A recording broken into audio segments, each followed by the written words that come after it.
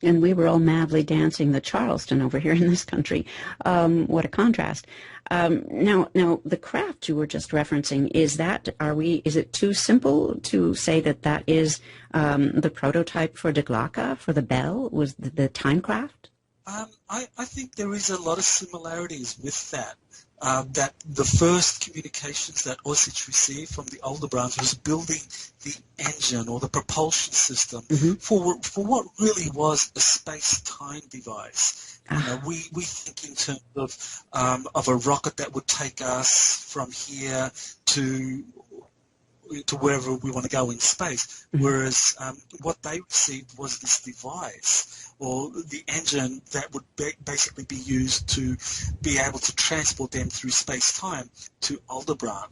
And so in a sense that this really has a lot of similarities with the Glocken, that it was a space-time device or a kind of engine, if you like to think of it that way, that could be put inside of something larger that could kind of like house a group of people.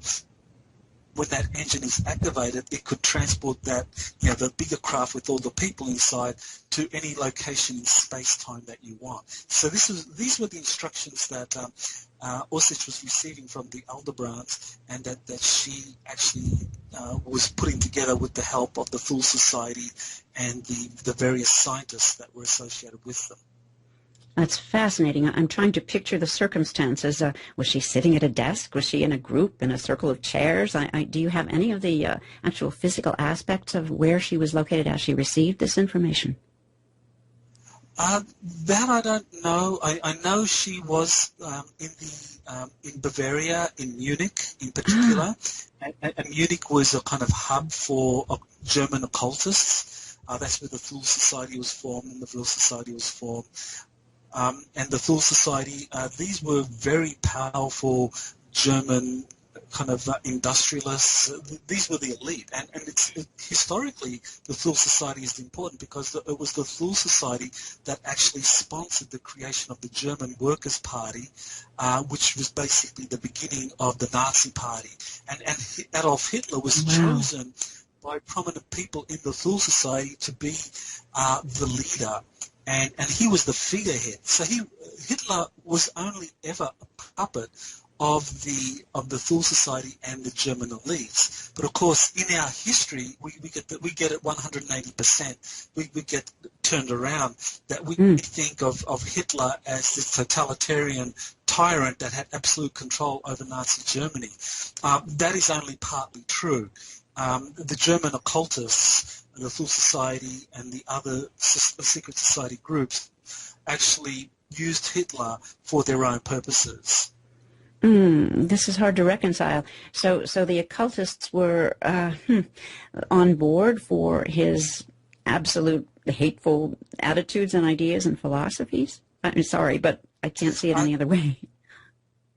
Yes. Well, I think the way they operated was that they had their core interests, which was the German industrial scientific establishment would provide the resources, the material, the expertise that would help the secret societies to build their fleet of secret spacecraft and the technologies associated with that, so that they could travel to Aldebaran and do the other things that they wanted to do.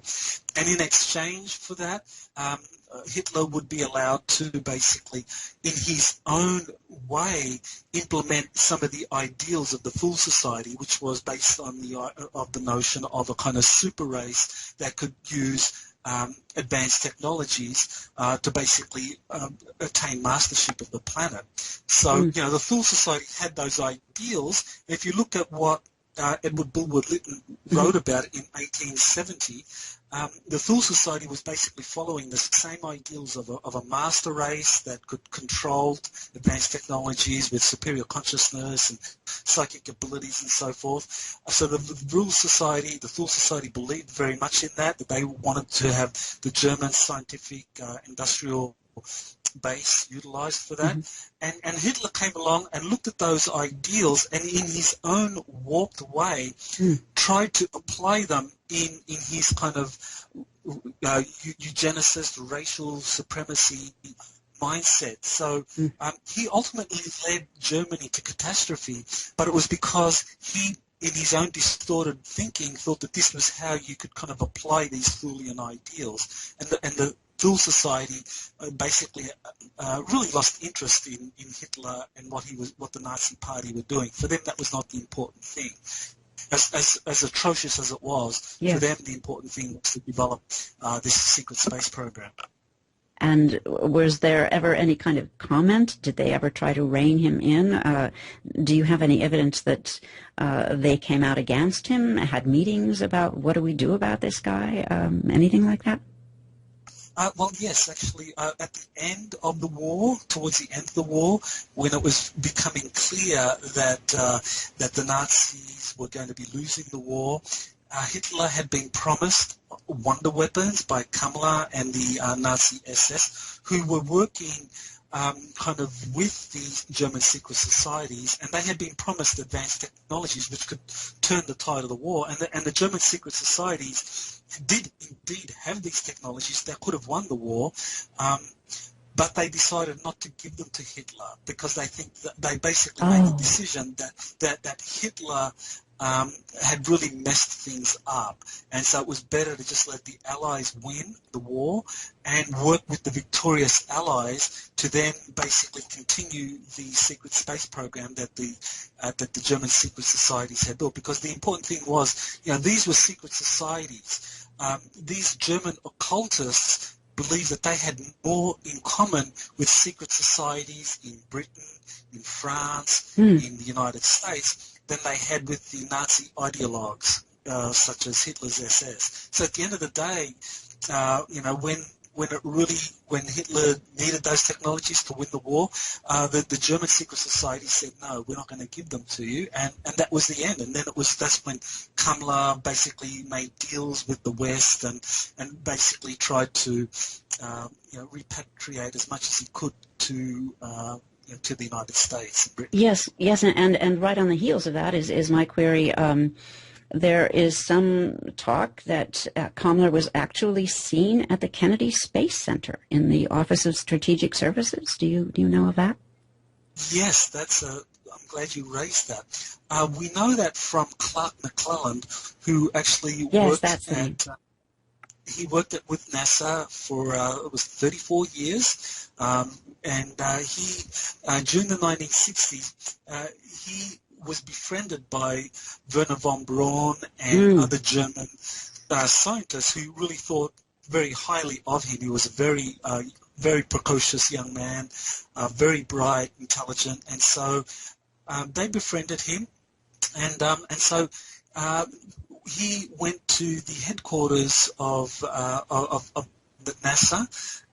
That was the director of one of the NASA's divisions was Kurt DeBus, D-E-B-U-S, and so that's what McClellan went to the office of DeBus to receive some kind of gold autograph from golden writing of signature of Werner von Braun and DeBus and so forth. And so he says that while he was in the office of DeBus, he met two senior German-looking Nazi SS-looking officials, and later on he identified that one of them was in fact Hans Kammler, and so there you actually have a veteran of NASA confirming that Hans Kammler actually did communicate at a very high level with that Graham, and actually was in close cooperation with the Nazi space Operation Paperclip scientists that had been brought from Germany. Right, I was about to say we're leading to Operation Paperclip here. That was really extensive, and that's absolutely substantiated. Well, Operation Paperclip, yes, exactly. I mean, that's historically documented.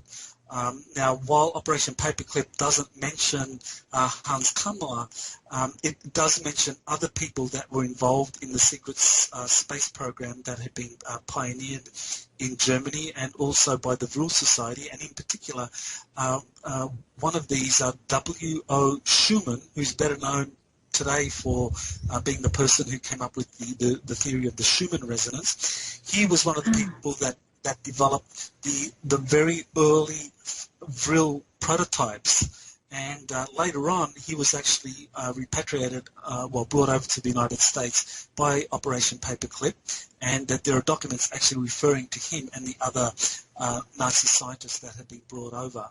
But certainly, yes, Operation Paperclip is well documented. Interesting. I think there was a lot of that out on the West Coast, and sort of segueing into the Skunk Works and Lockheed. Well, this is really important here, that the role of U.S. corporations in the secret space programs, in the way in which they worked with the German scientists, the Operation Paperclip scientists, because one of the things that became very clear early on is that you have a lot of American elites that were involved with the various corporations like Lockheed Martin, and Northrop Grumman, and General Dynamics, and all of these different aerospace companies. These are all owned by the industrial elite from the United States. And these people, as is well known, had a lot in common with their German equivalents. And so both leading up to the Second World War, during the Second World War, and after the Second World War, there was a lot of communication, a lot of relationships between these various elites from the German aerospace and armaments industries and the American kind of rivals. And so at the end of the war, it was very easy for those connections to be reestablished. And so for the American industrial elite, the people that headed Lockheed Martin, Northrop Grumman, and so forth, it was very easy for them to start working with the German scientific elite and the industrialists and the secret societies that had relocated to South America and Antarctica. And the Operation Paperclip scientists were the kind of mediums, or they were the interplay, because they could talk with both sides. You see, the Operation Paperclip scientists, they were kind of like a fifth column, if you like. They were part of the kind of development of space programs in the United States, both NASA and, of course, what the US military were doing, but they were also communicating with the breakaway secret society German programs in Antarctica and South America. And so these Operation Paperclip scientists were the kind of midpoints for that. And they occupied and basically got to very senior positions within these different aerospace companies in the United States. And so that's where more and more of this technology kind of shifted, this advanced technology shifted from the control of the U.S. military into the hands of U.S. corporations. And that's a very important process to kind of like understand, that there was a process whereby you had, under President Truman, the U.S. military kind of had very firm control over the advanced technologies that had been brought to the United States.